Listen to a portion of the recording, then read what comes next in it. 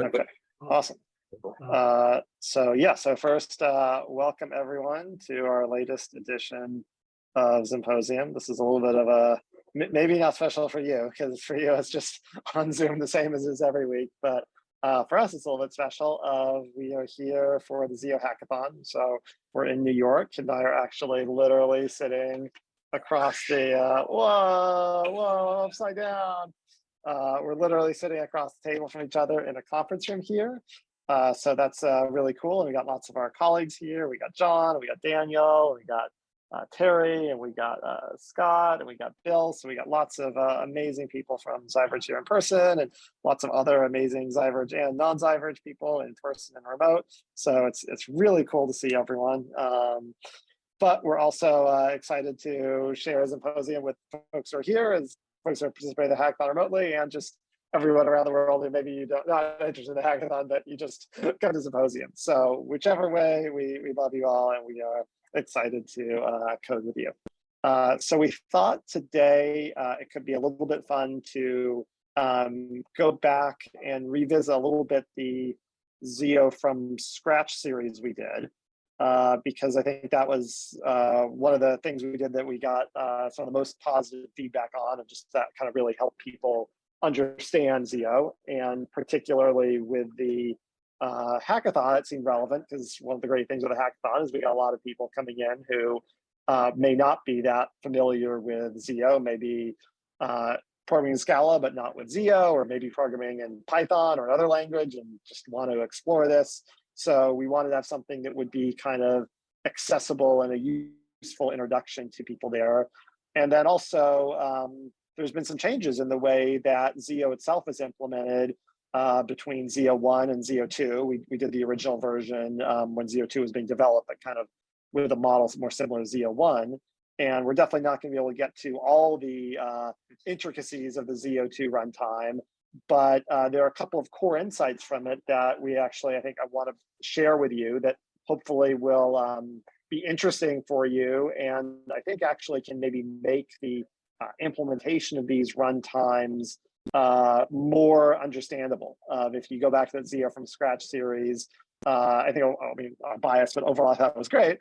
But I think there was some aspect of it of like, at some point, we pretty quickly kind of ramp up the complexity of like dealing with concurrency and dealing with these other things. And I think this may provide a way to introduce some of the concepts to you in a way that maybe requires a little bit less of that.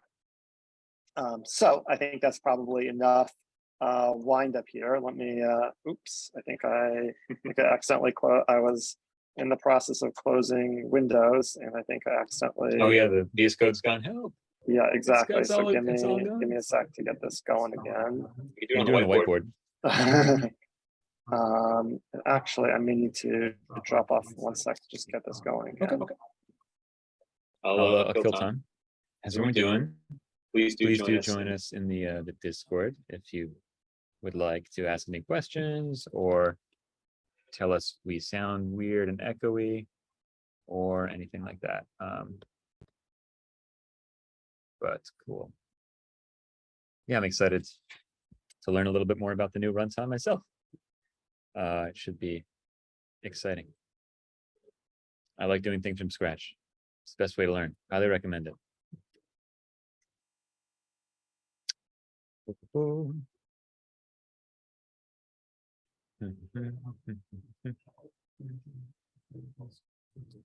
Oh, sure. Yeah, totally.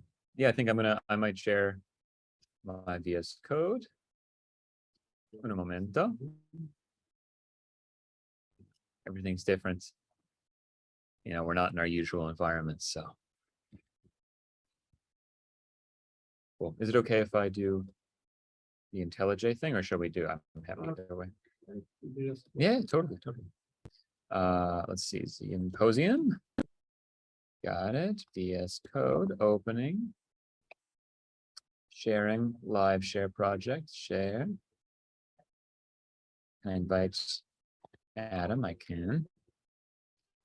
I wish I could invite everyone. There we go. Try that. And then we'll see what goes on. And I will share my screen in just a moment. And I'll share my VS Code. Let's see what happens. There it goes. So we're back. Hello. Happy.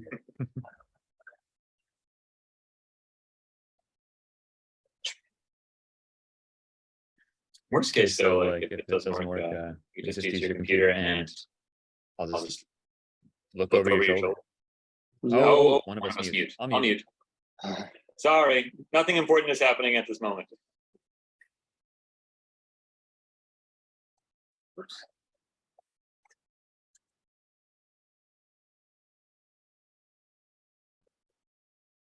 Is it hold on.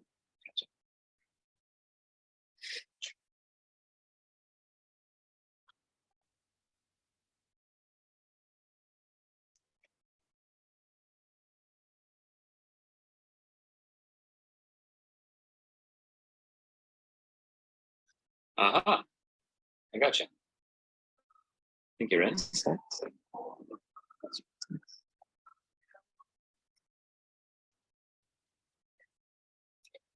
All right, I'm here. Yeah.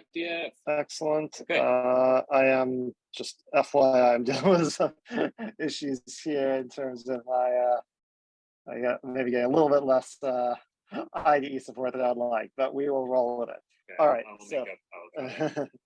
No. So I think to start out, we're going to just talk about a little bit the concept of what ZIO, or I think we're going to create our own data type called XIO is, and then we're going to build on that and kind of get to the implementation. And so the first thing we can do is we can just create our data type as a trait here. And starting off, we're going to think about this XIO or ZIO, as Kit described the other day, as this workflow or description of a computation that we're going to run that's eventually going to produce a result. And so we're going to give it one type parameter that I think right now we'll call A. We can get into the R of the environment and the E of the error later on, but right now we're going to start simple with just the A. And so this XIO is something that at the end of the day, we can run it in some sense. Maybe we'll call this like unsafe run right now to emphasize that this is going to actually take our description, our dynamite, and create the explosion. And right now, this is just going to create an A. Maybe eventually, again, we'll add the error type, but right now, this is just going to have the A here. And so what we're going to want to initially do is we're going to want to build in some operators that are going to help us make some of these, because right now, like, okay, I have this concept of the XIO, and I can theoretically run it to get this A, but I have no way of creating one of these. Oh, John's here. Hey, John. So let's start by creating a couple of constructors for ourselves. And so if you've worked with ZIO before, you've probably seen that one of the most basic ones is this one called succeed. And so succeed is just going to take an existing value and put it into an XIO.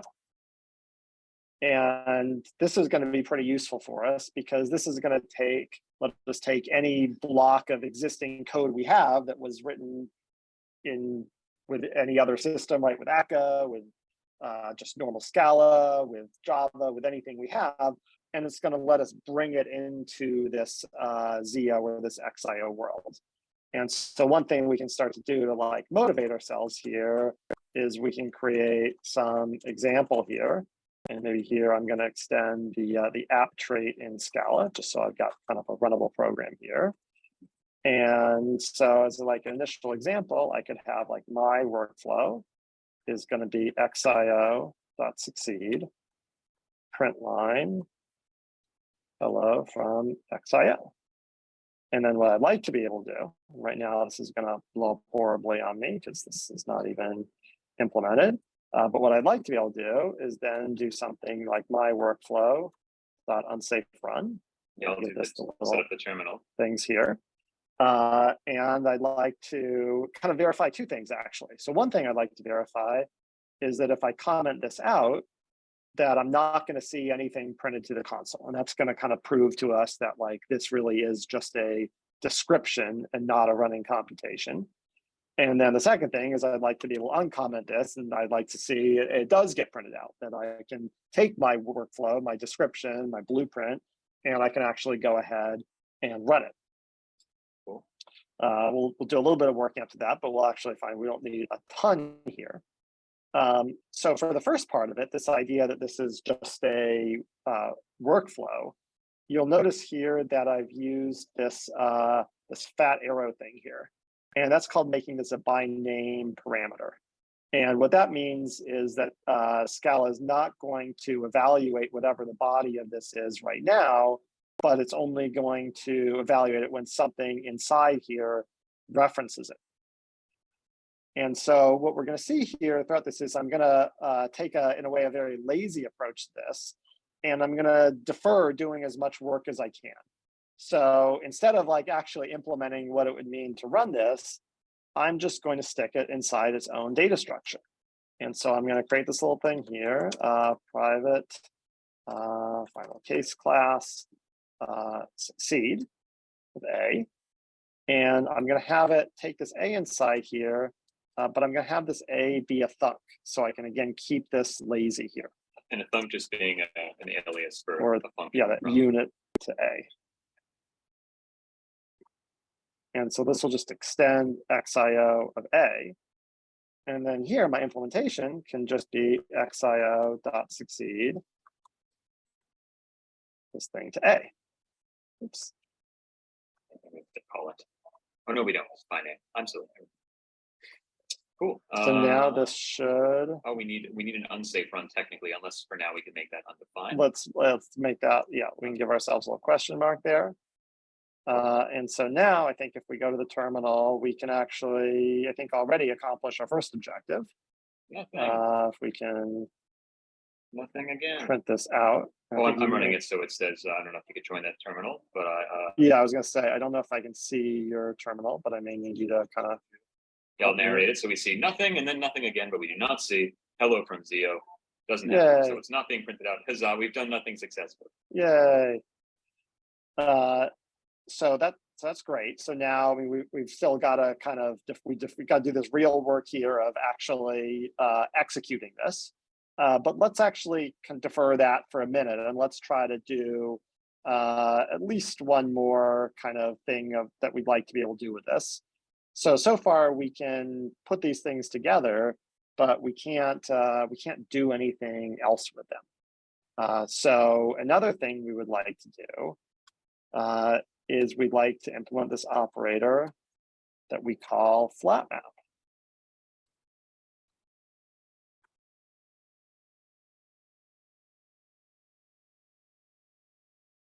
And so this flat map is useful for a couple of reasons. And if you use something like ZIO, you'll end up using it a lot.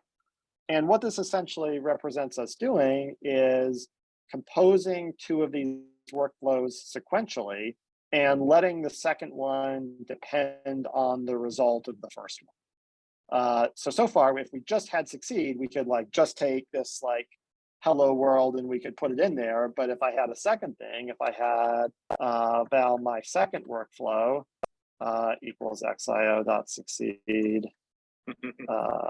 I got it. I'll be the tester. Print line goodbye from xio. We'd have no way of running both of those. And even more, we'd have no way of using the result of the first one to influence what we did from the second one. So like we might, maybe the first one, in the getting more serious, is going to do some network call and is going to get us some information about like what user we're supposed to be looking up, and maybe the second one is supposed to look up a user. And so we actually want to be able to use the result of the first one to run the second one. And so if we have both of these, and we have this flat map thing, as well as this variant of it called map, that is kind of a simpler version that just lets us transform the value without doing a new workflow.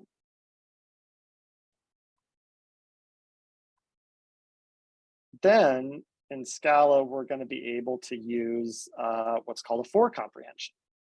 And so then if I had these two workflows, I could define my third workflow, and I could use one of these for comprehensions. And I could do, let's say, int in my workflow. Maybe I'll make this a depth so we can take exactly. Inputs. And then maybe here, I'm going to do my second workflow, or my second work, I guess we called it. And I'm going to do it with that int. And so now what we would like this to do is this is going to generate this random integer, and then it's going to print out what it got. And you can see that this for comprehension is kind of the closest that we get in this world right now with these functional effects of an imperative program of do this thing and then do this thing. And it gives us, again, there's a little bit of weirdness of like the for and the brackets and these like assignment arrows, but it gives us kind of as close as we can get to a very classic imperative, like we execute this line, then we execute this line. And obviously each line gets to kind of depend on the stuff that we assign in the prior line. So let's start doing that. And we'll just wait a sec for it to just finish this so we can see this. Okay. All good. Okay, perfect. All right. So again, I'm going to follow this this lazy path here. And so anytime I need to implement one of these methods, instead of actually doing any work here, I'm going to implement a new subtype of XIO here. That's just going to describe that. So I'm going to create a new final case class flat map. And this is going to have an A and a B. And then maybe I'll call this like first is going to be an XIO of A. And then maybe I'll call this and then. And this is going to take that A and it's going to give me an XIO of B. And this whole thing is going to extend XIO of B. And so if I go back to my implementation of flat map, this can now just be XIO dot flat map self F, and I'll just give myself a little self arrow there, yeah, just as we like that. And one of the cool things I can do now is I can implement this map thing in terms of flat map and succeed. So this map now can just be flat map A to XIO dot six. I know. Actually, I can make it all. We don't have ZIO imported, so let me just change it all to ZIO. Okay, we'll make it all ZIO. Okay. Yeah, sometimes for these we find it fun. We use XIO. I use YIO in all my presentations. I think some company actually made their own data type WIOs, or yeah. So you can, yeah, if you want to be creative, you can make it whatever you want. But I guess we'll go with ZIO now, and that'll let me stop saying XIO or ZIO all over the place. So what you can see here is we're starting to make our own mini language of ZIO. And that's kind of what ZIO is. It's a mini language within the Scala language. And then what this unsafe run method is that's essentially the interpreter of this little ZIO language that's going to compile it down to the Scala language. And what you can hopefully see with like just these two operators is even just these two operators are already relatively powerful. We kind of have the ability to take any existing code we have and embed it into ZIO. And we have the ability to compose any code together. So right now we can already write any linear sequential program and take advantage of all the code we have outside of ZIO. And that's kind of like, we have like an alphabet, right? We maybe only have like 26 or slightly different number of letters in the alphabet, but then we can write Shakespeare, we can write all these things. And so similarly, like this ZIO language ends up only having 10 to 20 primitives in it, things like this succeed and flat map, but it ends up being a Turing complete language where you can express any program you can possibly express in that language here. So now what we want to start to be able to do is we want to, actually be able to implement this. But yeah, that would be useful. But we also want to start to introduce this idea of a fiber, and we want to introduce the concept of concurrency. Because like the whole point of these systems is we want to be able to do more than just have simple sequential programs. We want to have programs that are parallel and concurrent. And so to do that, there are a couple of operators that we're going to need, and we're going to explore this concept of a fiber, which is kind of the other like most basic primitive within ZIO. And so to do that, I'm going to introduce a new operator here that I'm going to call fork. And this fork is going to give me a ZIO of a fiber of A. And we'll leave this unimplemented for a second.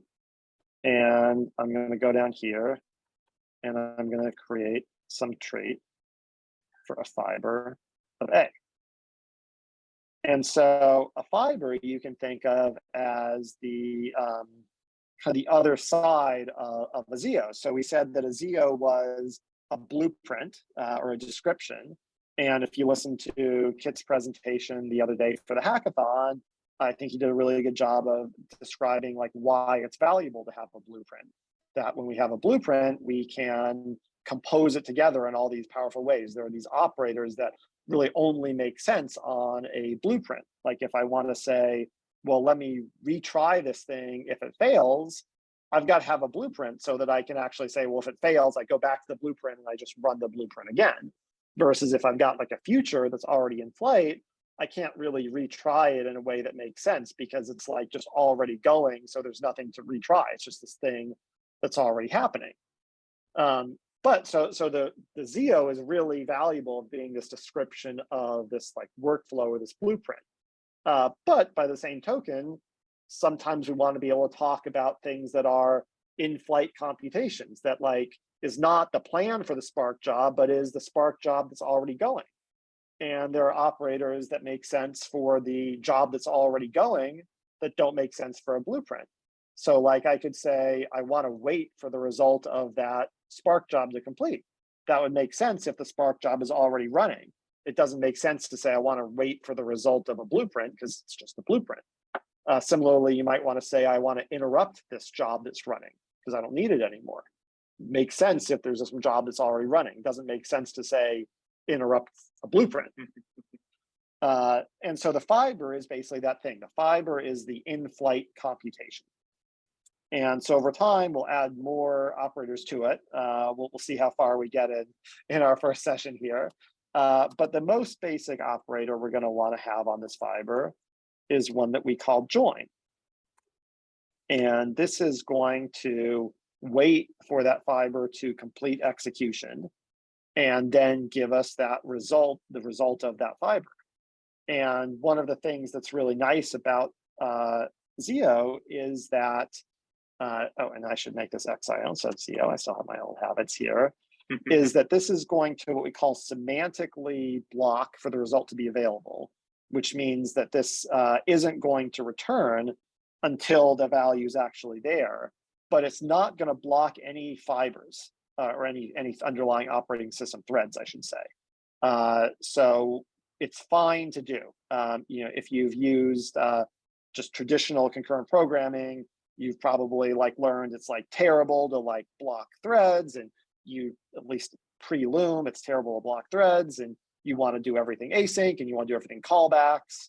But then that kind of gets problematic because you get into this like callback hell where you've got the like Hadouken of the callback, the callback, the callback, the callback. So this join operator ends up being really powerful because it lets you work in a very linear imperative way, but it doesn't actually blocking threads. It's totally a fine thing to do here. And so just with this idea of being able to fork and join these fibers, which again, we still haven't implemented yet, but we're sketching out our aspirations for the things we would like to be able to do, we should be able to implement a little bit of a fancier operator, which I'm going to call zip with par. And so this is going to take some other ZIO that's going to return a B, and it's going to take some function that's going to combine the results of these two workflows. And it's going to give us a new workflow that's going to return both the results. And what's going to be special about this is, like the little par implies, it's not just going to run the first one and then run the second one and combine the results. It's actually going to run these two in parallel, and then it's going to combine the results. And so already, just with these fork and join primitives, we can create a initial version of that for ourselves, where I could say, maybe I'll call this left fiber. Or maybe I can call it left because I don't have a. So I'm going to get this left fiber by forking myself. So this, if I hover over that, that's going to be a fiber. It's going to return an A. And then I could say right in that dot fork. And then I could say A in left dot join, and B in right dot join. And then I could just yield F of A and B. Nice. And so now, if we scroll down to our example and we get a little bit more ambitious with the types of things we want to do. So why don't I make some new operator that's going to be something like, maybe I'll call this speak with delay. And maybe I'll take a text, that's a string, and I'll take a delay. That is let's just say this is going to be milliseconds right now. So maybe I'll just have this be a long, and this will be an XIO of unit. And so this is going to be, not an XIO because it's everything is ZIO. Maybe I shouldn't have switched. No, it's great. And so I'm going to do ZIO.succeed. And I'm going to do something I normally would recommend not to do, but I'm just going to do it for illustrative purposes right now. Is I'm going to do a thread.sleep for this delay. If you're actually using ZIO, there's a sleep that is non-blocking. This is blocking. And depending on timing, either today or maybe in our next session, we can implement the non-blocking version of it in our own version of ZIO. But right now, I'm just going to use this to illustrate this. And then we're just going to print line this text here. And so then what I'm going to want to be able to do is I'll define something, maybe val my parallel workflow is going to be equal to speak with delay, let's say 5, other way around. Make this one hello, and I'll make this 5,000. Do 500. Yep. Yeah, 5,000. And then I'm going to do zip with par, and I'm going to do speak with delay world, and I'm going to make that also take 5 seconds. And then I don't care about the results here, so I'm just going to combine those into a unit here. And so what we want to get to the point of is where we can then call this our unsafe run on this thing. And we want this to finish in basically 5 seconds. And we want to see both of these, and potentially actually in either order because we're going to run them in parallel. Maybe we should make this 4 and 5 seconds or 4 and 6 seconds or something. But basically, we want to make sure this runs in 5 seconds and not 10 seconds.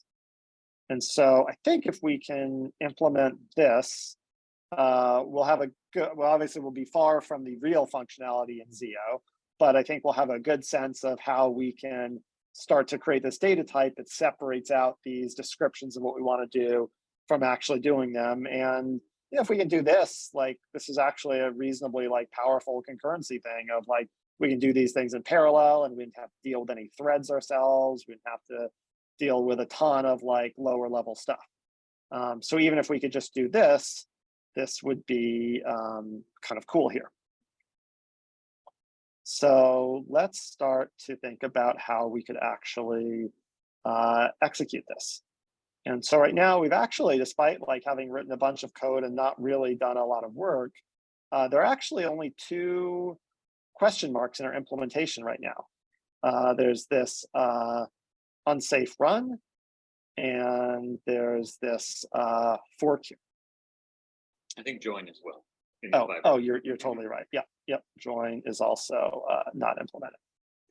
And in fact, to help implement join, I'm going to implement one more operator on ZIO here, which is one that's called async.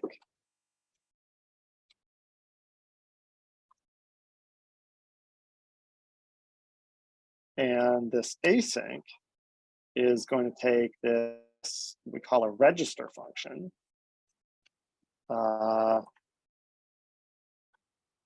That's going to take this, it's going to let you register a callback.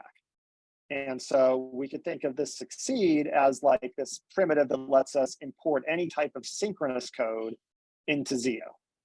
And this async is going to let us import any asynchronous third-party code. So if we're working with like a Neo API or something like that, it's going to let us import that into ZIO.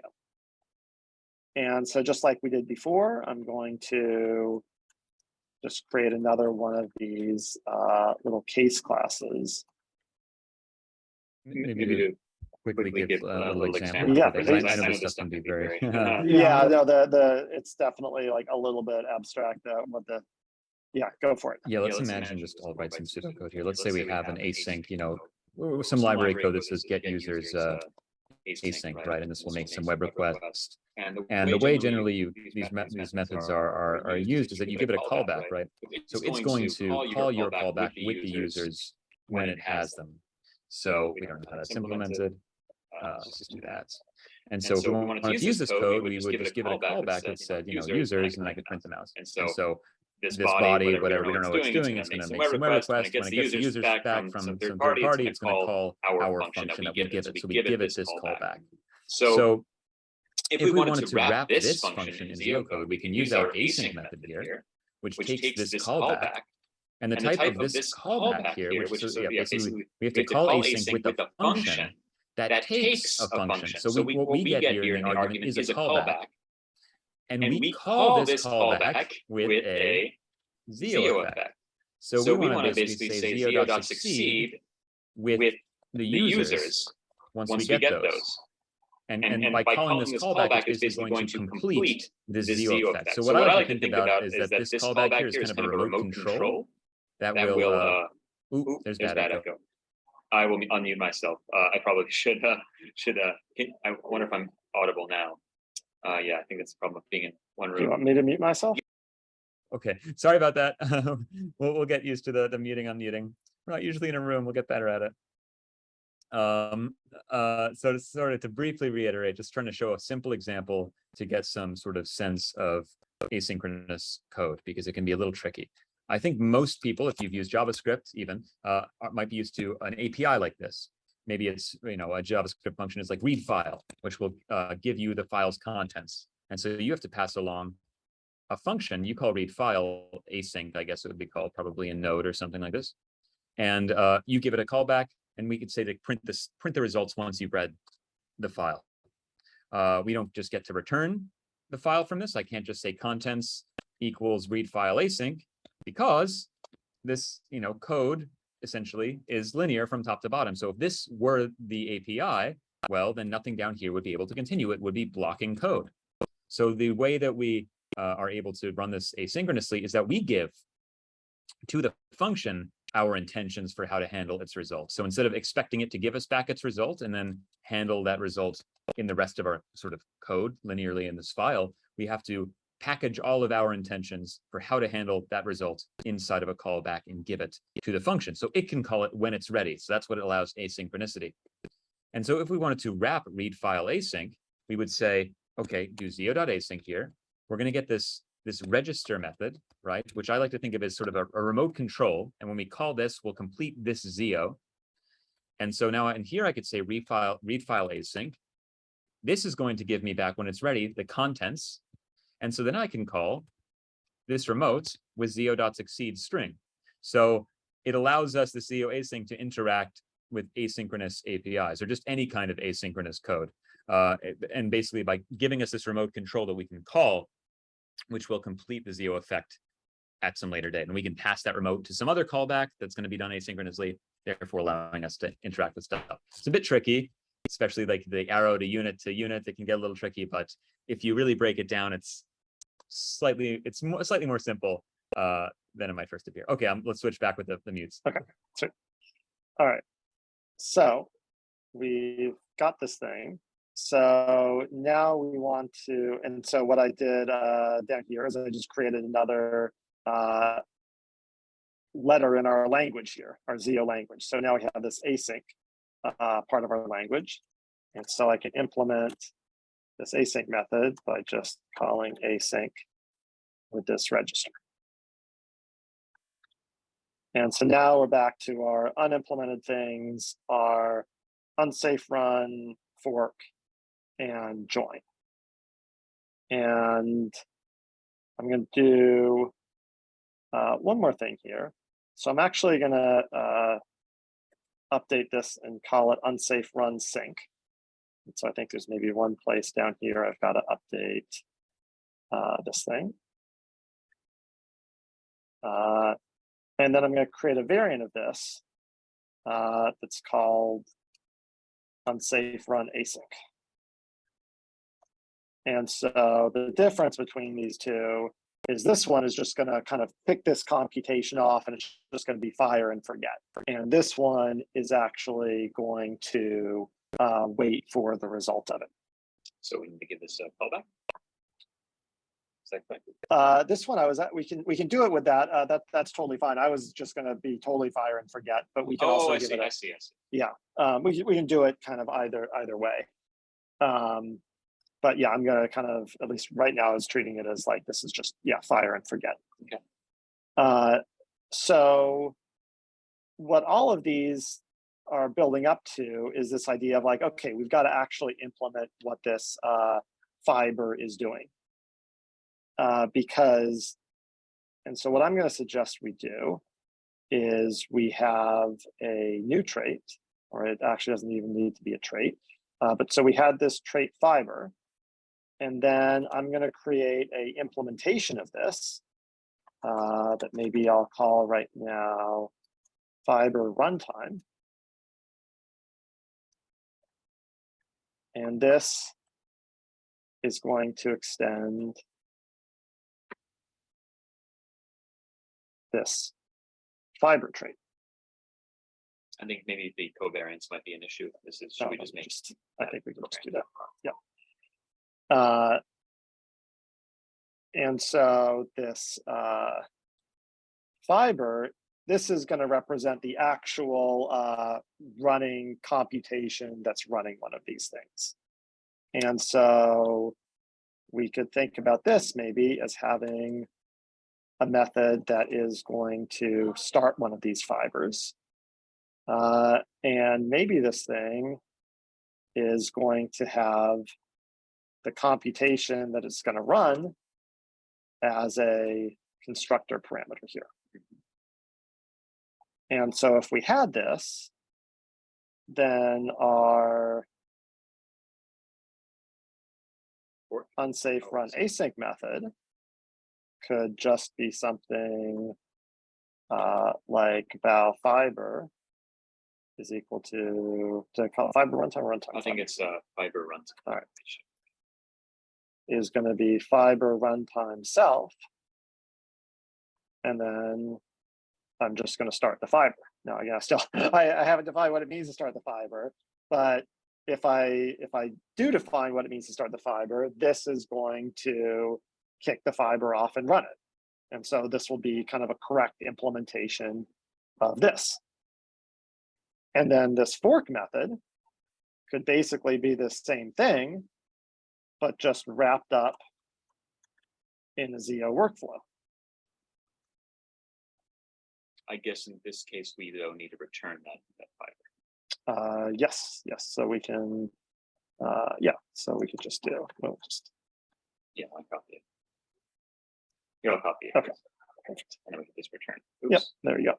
The fiber. Perfect. And so now we are down to joining the fiber and starting the fiber in this unsafe run sync.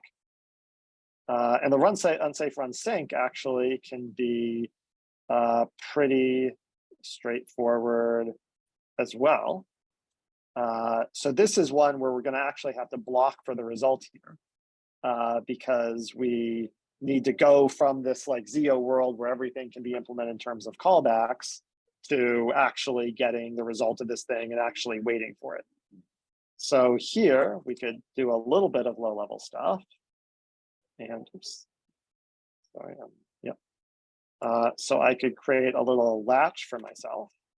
And this could be Java util concurrent countdown latch that will start with 1. And then I could create a little var for the result of this thing. And this is eventually going to be an A, but I don't have an A right now. So I'm going to start by setting it to null. And then, yeah, exactly. I could do self, and I could flat map it to get this A here. And maybe I'll call it as long as it's a value. So I'm going to flat map it with the A, and then I'm going to do a ZIO succeed, and I'm going to set the result to A, and then I'm going to count down the latch. And then I can just do workflow dot unsafe run async, use what I already have here. Set fires and forgets. And then I'll just wait for the latch. And then I can just return the result. And just to quickly maybe talk about, does not know about, maybe it's to say new countdown latch one. Oh, I think that's probably true. Yeah. And I'll go mute for a sec. So they could, yeah. Oh, okay. They said they could hear me through your screen, and I'll simplify it. Okay. But just so countdown latch essentially, it's a low level, obviously Java concurrency primitive that allows us to block. Basically, you give it a number, and then once you call await, that thread is going to block until that number has been counted down to 0. And so that's why in here we're calling latch.countdown. So we'll stop blocking here only once the entire workflow has run. And the very last thing we do after we set the result to A, so we never want it to be null when we escape from here, is that after we set result equal to A, then we're going to count down from 1 to 0. This will stop blocking. So we're just, reusing that nice Java primitive to help us out here. Yep. Okay. So now what we can do is, so now our unimplemented methods are start on fiber here. Let me get down there, then we'll have that. So start on fiber isn't implemented yet, and then join on fiber isn't implemented yet. And so I'm actually a little surprised. Oh, because I'm a little surprised we're not getting an error message. Oh, we are. Join needs to be implemented. Oh, okay, well then let's do it. Yeah, VS Code is being weird. So this join needs to return a ZIO of A. And yeah, so if we basically now, I think, I don't know if I can have the ability to, so at this point, our only unimplemented things are these two methods here. So we've kind of pushed all of the actual like hard logic we need to do into this implementation of fiber runtime, which is what we want to do, because then we can kind of bottle it up all in here and we can handle it all in here in like exactly the way that we want to.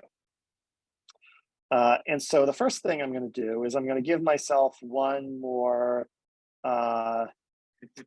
little kind of lower level method. And actually the start, like I might want to either give this like an unsafe start, or I might want to make this like package private in my real version.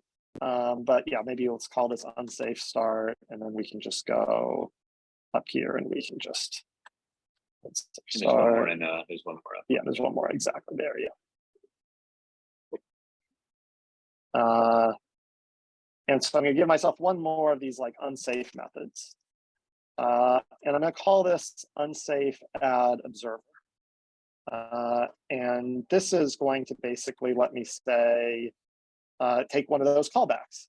So let me say, hey, I'm interested in the result of this fiber. I know you may not have an A yet. Eventually you're supposed to have an A, but you may not have it right now. But whenever you do have an A, just do me a favor and do this thing with the A. Don't need to do anything else. Just hold on to that, and whenever you've got the A, do this thing with it. And again, right now, I'm just going to leave this as a question mark.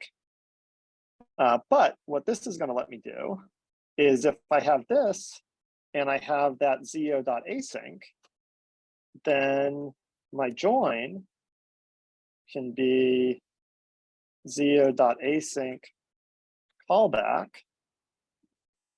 And I can do, if I want to try to do the self, I probably don't need that right now.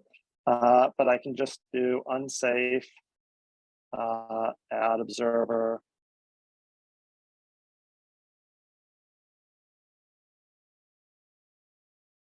So I think the problem is this is a function that needs a ZIO, so I think we might need a pass in ZIO.succeed here.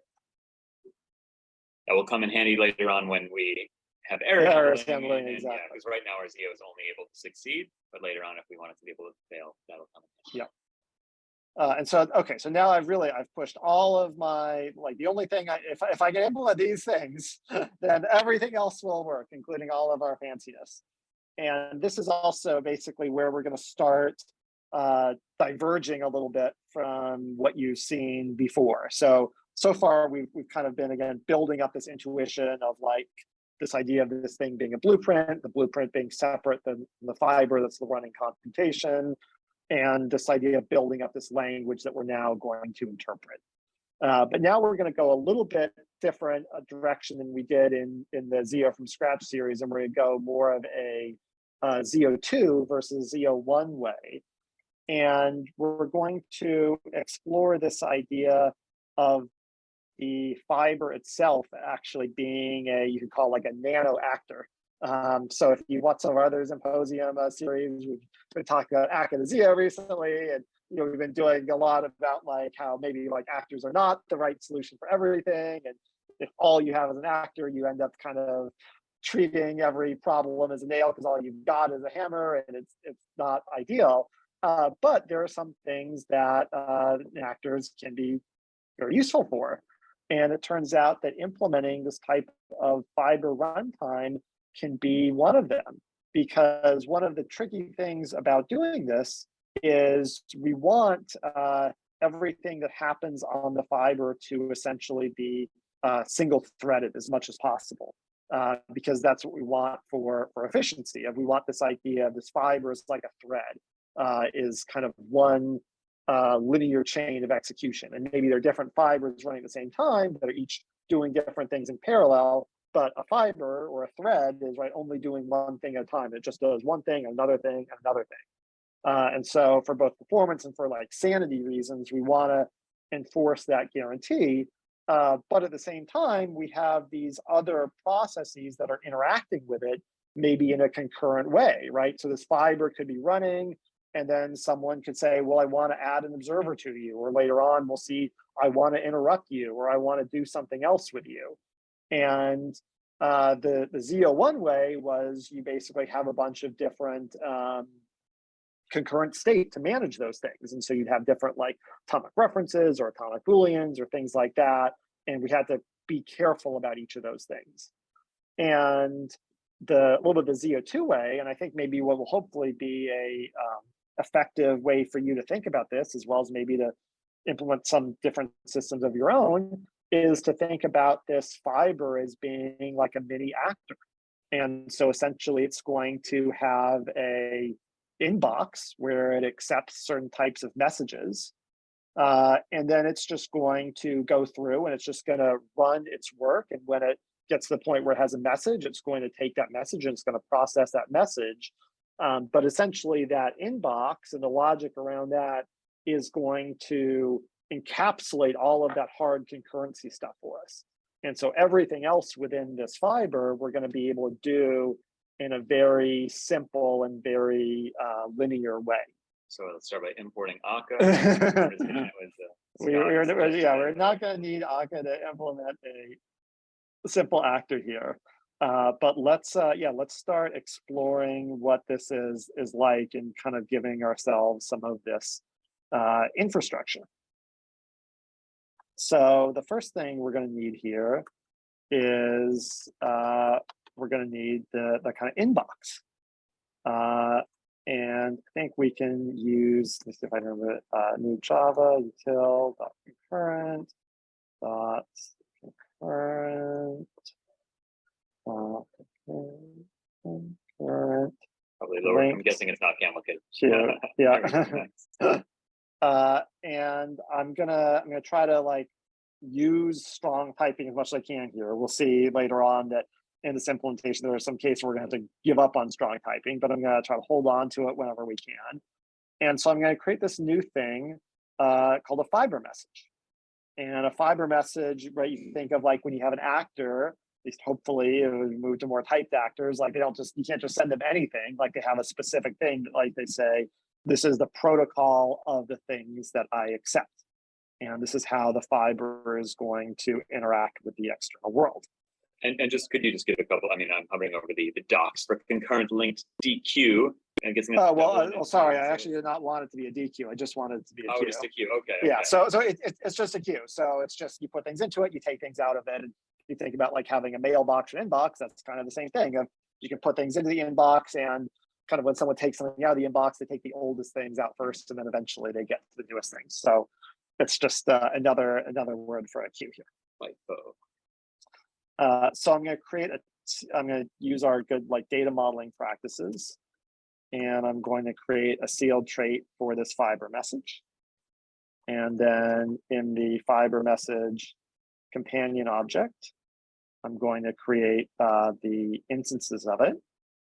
And I think right now I'm kind of going to create two that are going to correspond to these two things.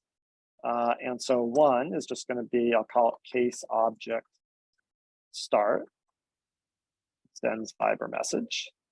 And if it doesn't have any other information, it'll just be a case object. If it has some other information, it'll be a case class. And then my second one is going to be final case class add observer. And this is just going to take this callback. And because the fiber message isn't typed, this is going to end up becoming empty. So this is going to be one of these other cases where within this like low level API, we're going to have to ourselves take on the responsibility of making sure that some of the stuff is properly typed. And really what we do is we put this in some kind of internal object so that our users would never see this or be able to screw this up. And we would make sure that we use this in the right way. So then let's create a new method here. Want a cherry Coke at it? I'm good, thank you. Called offer to inbox. And so this is going to take a message. That's a fiber message. And it's just going to offer it to the inbox. And we're going to leave this a little bit to be implemented for now. And so now unsafe start would just become offer to inbox fiber message dot start. Ooh, and I guess this one? Yeah, go for it. Offer to inbox. What's the other one? Add a fiber message, add server callback. Yay. Do we need to maybe erase that though? Erase the callback, correct? Yeah, I think it's well actually yeah. Okay, as a function from any T unit instead of that A T unit. Maybe we'll eventually want to make a erase method. I'm not sure if we're going to be doing that all. Yep. Okay, great. So now we've got to actually implement this offer to inbox method. And so the easy part, you could say, is we can do inbox dot, I think it's, let's see if I'm doing it. Okay, I think it's just inbox dot add message. So this is going to put it in the inbox, but if we want this to actually work, we're going to need a little more logic here, because we're going to find we basically have two situations. So one is that this fiber is already running, and if fiber is already running, then we can just add to the inbox and we can rely on the fiber as part of its logic. When it gets done with its other work, it's going to check the inbox and it's going to pick up that message. But the other possibility is maybe the fiber isn't running yet. So just in our initial example, we can see like when we offer the start message to the fiber is probably not running yet because it hasn't been started. Like the whole point of the start message is to start it. So if we don't do anything else here, we're going to add it to the inbox, which is going to sit in the inbox forever. And later on, we may create some other situations where the fiber kind of goes into like a dormant state. So for example, if we had that async state and it's like waiting for that third-party API to like have a result and call it back, it's going to similarly be in this like dormant state, and we're going to need to restart it. So what we're going to do here is we're going to create a atomic Boolean for ourselves here. So it's new. Race. And we'll start this off, being false.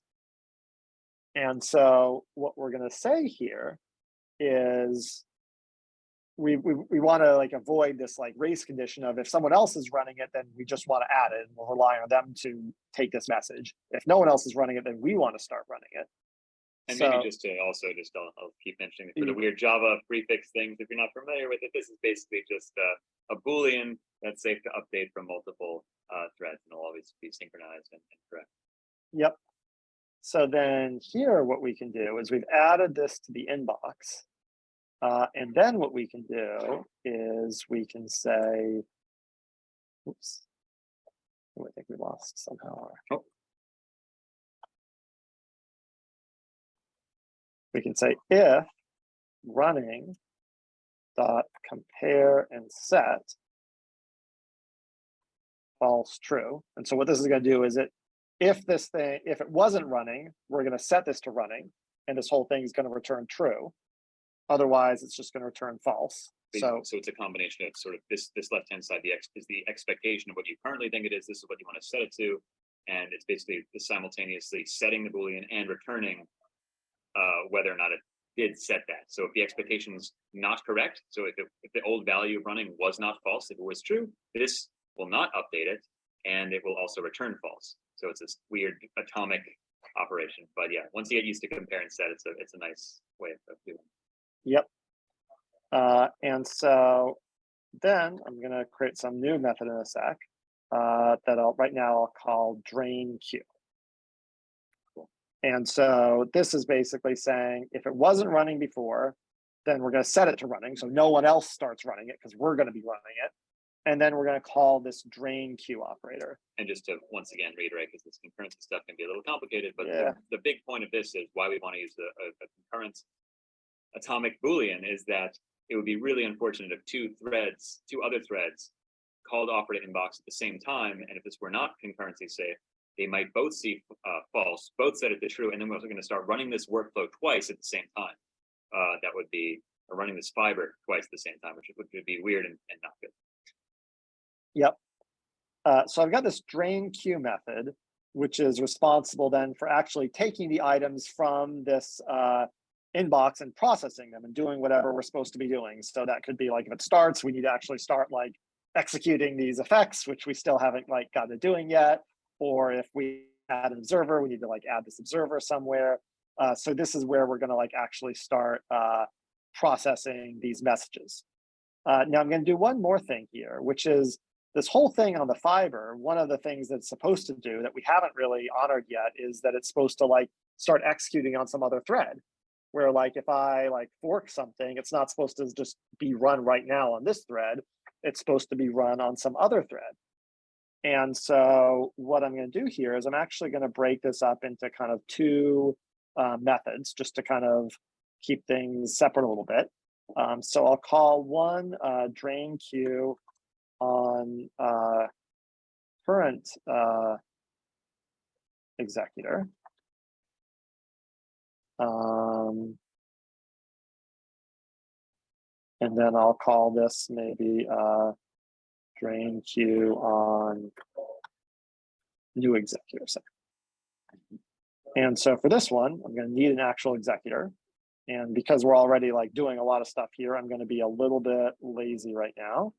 And I'm going to just say private val executor is equal to scale current dot execution context global. And so maybe so then this one can just be executor dot submit drain on that one. And then this can be drain queue on new executor. So now I've kind of pushed everything to, this is my unimplemented method. We made it. We're at the bottom. Not quite. Oh. Okay, so here then, my logic is basically, I want to just go through and I want to process each item as long as there is an item in the queue. And once again, to just throw in a Java fact, I guess, or I guess a Scala fact in this case, an executor is essentially just a thread pool. Yeah, exactly. And when you submit to it, it's going to find a thread and run on that available thread. Yep. And so here, I think the first thing I want to do is I want to try to take an item from the inbox. And let's see if I can inbox dot. Ooh, I had the autocomplete for a minute. Want me to try? Inbox dot get a take, no, a poll, a peek, poll, maybe, no. Let's see. Well, I think I had it for a sec, but let's see. It seems to want dot poll, but Inbox dot inbox dot poll is fine. And so this is going to give us null if there's no fiber message here. Okay, yeah, because it says it's lying, Java. And so we're basically going to have these two possibilities. So one is the message is not null, and so then we need to process it somehow. Quick random question. Yeah. Because I've seen this before. Why NE instead of bang equals? Same deal, or is one? I've seen with nulls the tendency to use NE. Basically the same. So the NE is just reference equality. So it's like a very, very micro optimization. Oh, okay. But Gotcha. yeah, it could just as easily, especially for these purposes, be the bang equals either one is totally fine. The Knights of NE. Okay, so then let's think about what we need to do here. So if the fiber message is not null, then let's again, we'll kind of keep deferring. So let me make a new method for ourselves that's like process fiber message. And this is going to take a single message that's a fiber message and do something with it.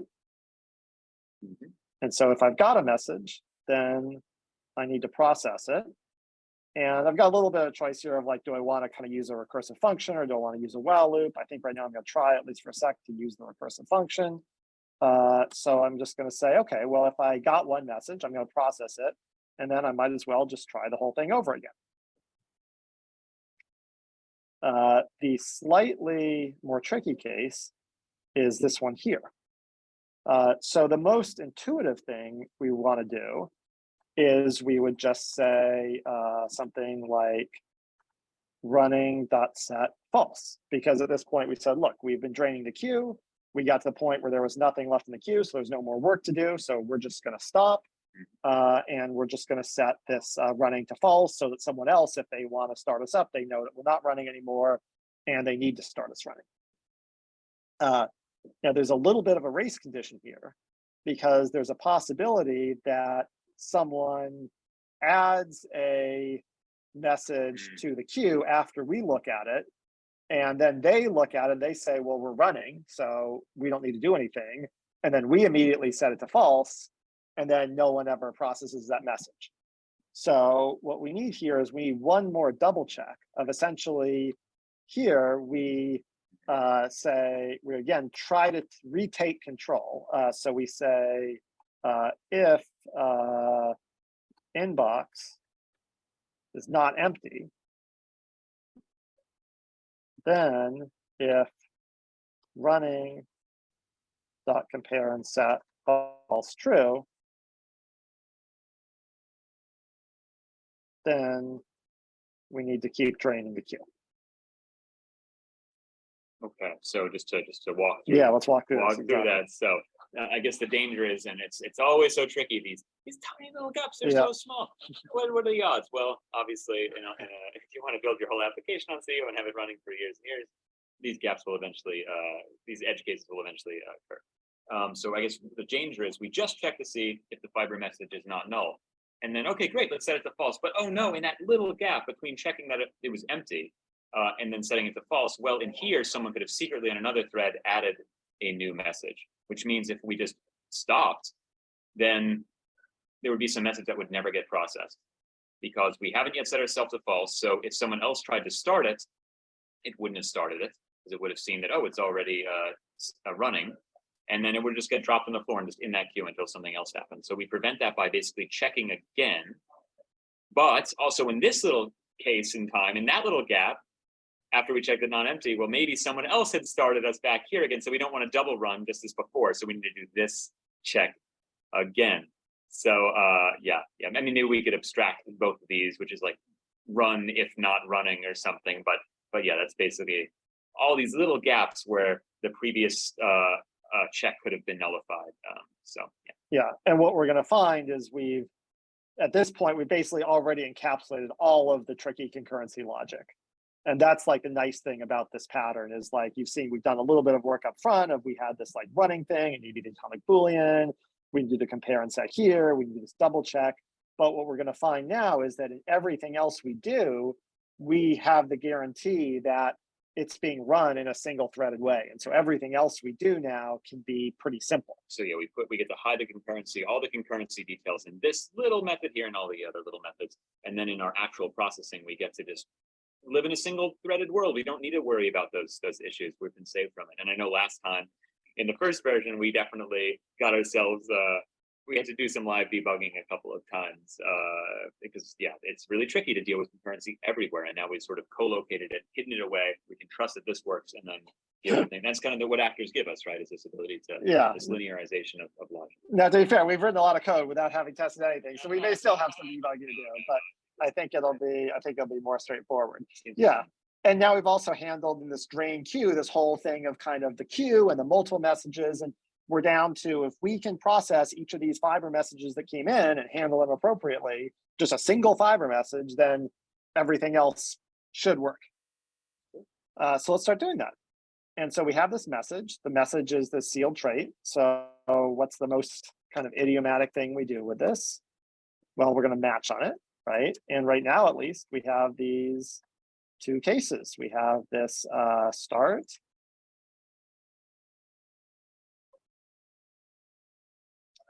Can I borrow some charging? Yeah. Thank you. Yeah. And I can't usually ask that. yeah. And we have this fiber message dot add observer. And so now if we can just handle these two things, then we can get everything working here. So I'm actually going to handle the add observer first, because I think it's maybe simpler. And so the add observer, again, is basically like what the client is requesting when they send us this message is they're saying, hey, I'm interested in your result. Give me your result as soon as it's available and just call this callback with it. And so what we can do here is, it seems like there's kind of two possibilities, right? We either already have a result or we don't have a result yet. And so let's think about what we would do in either of those cases. So first, just we have this concept of results. So let's give ourselves a variable for that. So I'm going to do private var result A, and I'm initially going to say that it's null. And so far, I just want to note that there's no java.util.concurrent.atomic.a or anything involved here. So we've just enabled us to do really what would normally be dangerous, a dangerous thing to do in any other context. But because of what we just said, we already dealt with the concurrency and the race conditions. Now we can just have variables in here, just like an actor. We can have local state because we have the guarantee it's going to be accessed linearly by a single thread. So now we can throw all caution to the wind and think clearly. Exactly. And so here we'll say, we can say if result is not equal to null, then we need to do one thing. And otherwise, we need to do something else. So if the result's not null, then that means we already have a result.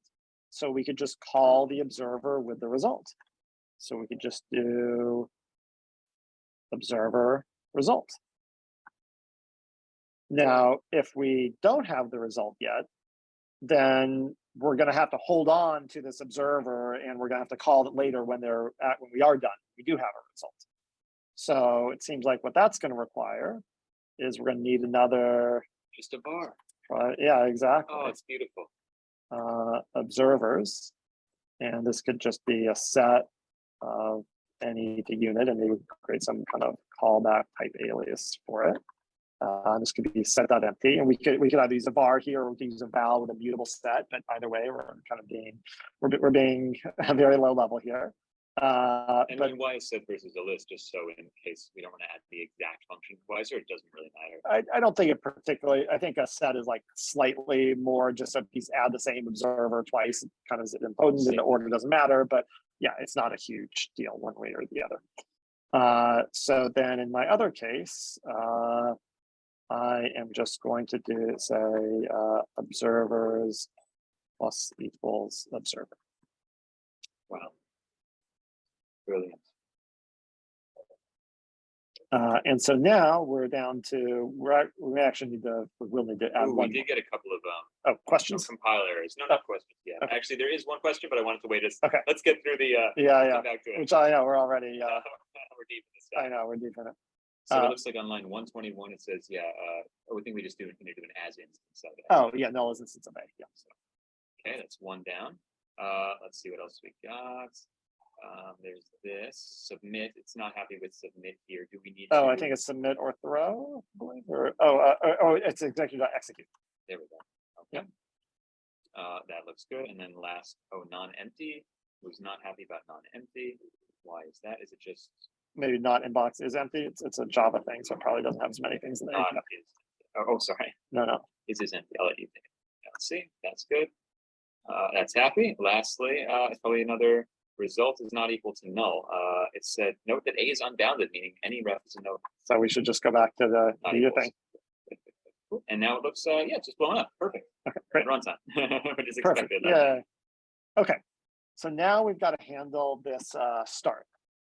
And so this is where we've got to actually start dealing with the server. Flat map succeeds. Well, yeah, and this ZIO that we put in the constructor that we haven't done anything with yet. So 105. So yeah, that's exactly what we want to handle now. So what I'm going to do here is I'm just going to kind of keep pushing our implementation of different methods here. And so well, maybe I'll call this just run loop here. Okay. And so, yeah, what start does is just call the run loop. Okay, and so now let's think about what this run loop is going to do. So it's going to be a loop, like its name implies. So maybe I'll start by having var loop equals true, and then I'll say while loop do something. And what I'm going to do here is I'm going to want to have some concept of what is the current ZIO that I'm executing. So we can do here, or I think I may. I think let's push that to be global to the fiber instead of just in this method. Sure. So I'll do this down here. Current ZIO, and by default, initially when I construct this, I'm just going to set it equal to the one that it was constructed with. ZIO should at this point maybe we. Yeah, yeah, exactly. We should erase it. So we can just do it as instance of ZIO any. Okay.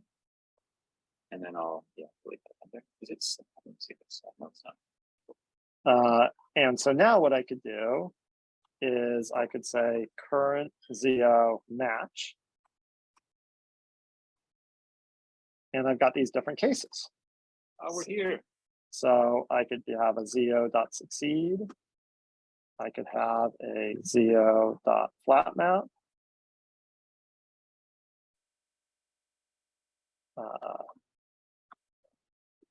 And I could have a ZIO.async. I think those are the only ones I can have right now. Did we do a fork as well? No, we actually implemented fork. We implemented fork. So let's start thinking about these. And I find it's helpful here to kind of take them one at a time and almost initially like think about one of them are like the only one in the world, and then we'll kind of add a second one and we'll kind of think of those two are the only ones in the world. So the simplest one by far is this ZIO succeed. And so let's imagine this was the only primitive we had in this whole thing. We didn't have anything else. So if we just had a ZIO succeed, then here's our A. We're done with our A, like yay, celebration. So in this case, at least in our very simplest world, and we'll make it more complicated in a second. We have result as our var, and then callbacks as the var, I believe, or maybe it's called observers. Yeah, so basically all we have to do is we have to set the result equal to A. We have to set the loop to false, so we don't keep going forever. And then we have to do callbacks dot for each. What's it called? Callbacks? Or I think observers, excuse me. I'm not sure. Observers dot for each observer. And we're just going to run the observer with the A. And then I think for best practices, we're going to want to also just null out the observers then because we already called them here. So that makes sense in the world where there's just the succeed. Now let's think of what we want to do with the flat map.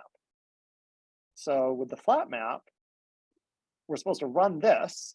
So okay, that's easy, right? We can, well, relatively in this world, but we could say, okay, if that's the next thing I'm supposed to run, then I could just say current ZIO is equal to first. But then I've got this question of like, well, where does the and then go? So what I could do here is I could add one more concept, one more variable I'm keeping track of. And so what I could do here is I could call this, I'll call this the stack. And this could be, I think there's an actual scale stack. Otherwise, we can, I'm normally used to ZIO has its own one, but we don't really want to use that because we're kind of running our own. So this is going to be a stack. And stack of functions. Yeah, this is a stack of continuations. So this is a stack of all of these and thens. And so what I'm going to do then is I'm going to do stack dot push and then, and I think I'm going to need to erase this type. Is that right? Let's take a look. There are actually a couple of little things. Let me jump there. So we need to say as instance of. And then also it turns out I need to make these constructors, I think, package private, or instead, because they're just private to the ZIO companion objects. Oh, right. Yeah. So yeah, let's jump up there real quick. Yep. Let's change that together. Cool. I think we just passed it a little lower. Okay, yeah. At the end, there it goes. So we'll just make these private to ZIO, so we can use them in not just this companion object, but this whole package. And one last one. Oh, A, yes. Okay, and now it's that on line 173. It says that. Oh, yes, this needs to be, because we need to tell it to trust us. Yeah, you're an A for sure, definitely an A. Okay. Okay. And now on. Oh wait, let me see. Is A what it thinks it is? Oh, A is actually a function as well. Oh. Cool, Yes. cool. Yes. And then it says as instance of. Oh, yes. And maybe it's happy, actually. I'm not sure. Would it be happy about that? No, it's actually No, happy. it's definitely, we definitely do evaluate it. Oh, I think it's happy. Yeah. Yeah. Oh, I'm saying that we don't need the as. Oh, interesting. Okay.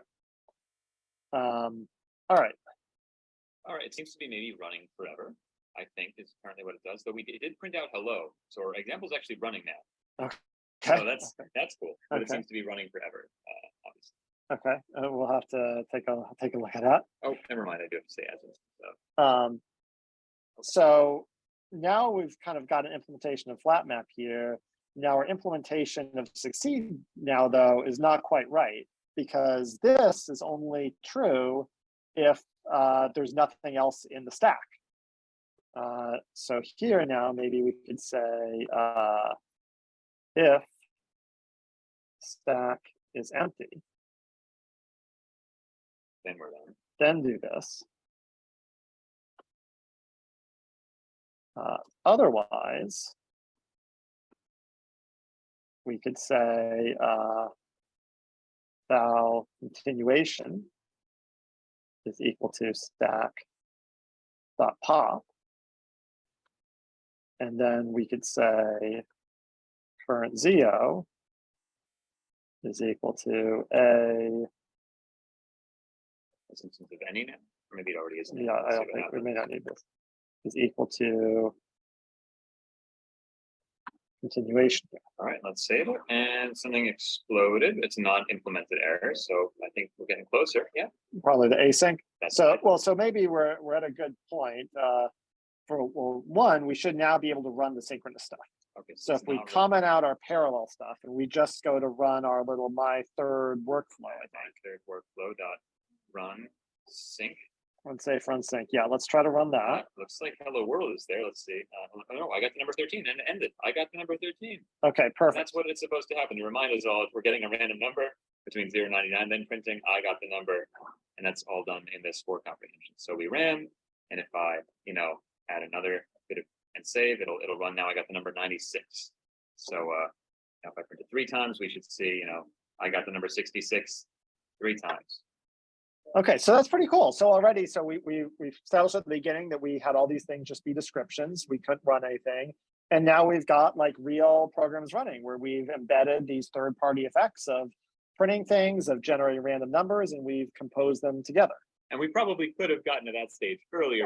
But we're building a lot of infrastructure. Yeah, exactly. Now we're going to be able to go from this to asynchronicity and then further interruption with this really clean model in place. So yeah, let's push it a little. Yeah, exactly. I know we're pushing time a little bit, but it's Symposium Day. We had a little bit of hiccups at the beginning.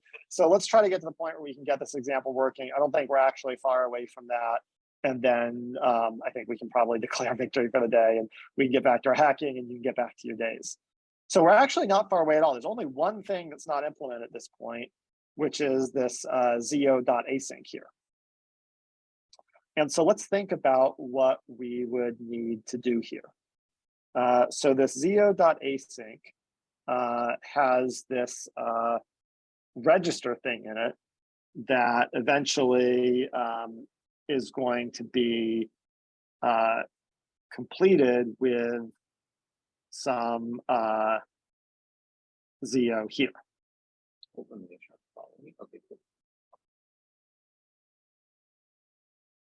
So what we could do here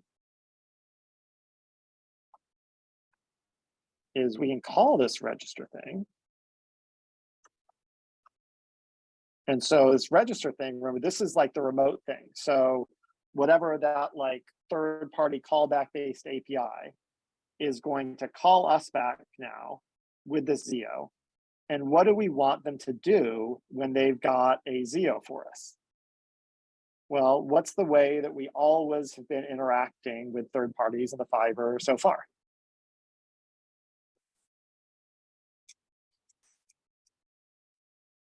Let's see. Oh, ZIO async. Well, Well, it's a Fiber message, right?